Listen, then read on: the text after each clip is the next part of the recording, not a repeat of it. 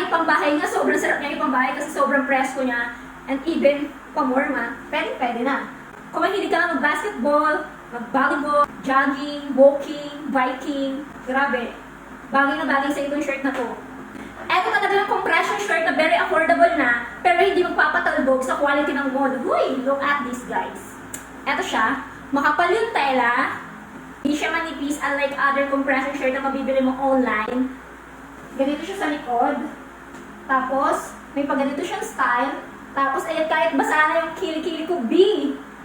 Presko pa rin siya kahit sobrang init na. Huy, grabe itong compression shirt na to ni Atomax. Pwede sa babae, pwede sa lalaki. Ito palang suot ko is medium size.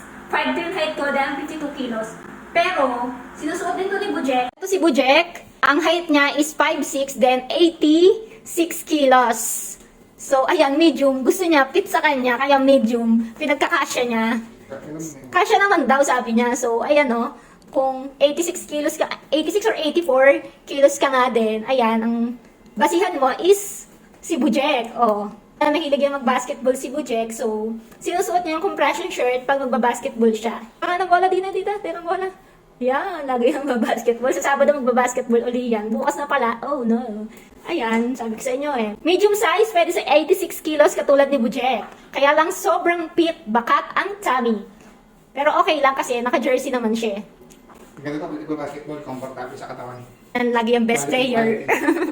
Sinusuot din to ni Bujek, ang height niya is 5'6" and 84 kilos. Pero fit na fit to sa kanya kasi guys, very stretchable siya. Tapos hindi siya basta-basta lumuluwag kahit stretch na yung magsusuot unlike other compression shirt, di ba? Pero kung ayaw niyo naman ng sobrang fit, syempre may go to large kayo. Tapos meron tayong iba't ibang design. Meron color white, color black. Then meron gray na line dito. Kung ano yung gusto niyo design, go for it. So, kung gusto mo nga rin ng ganito compression shirt, check out na.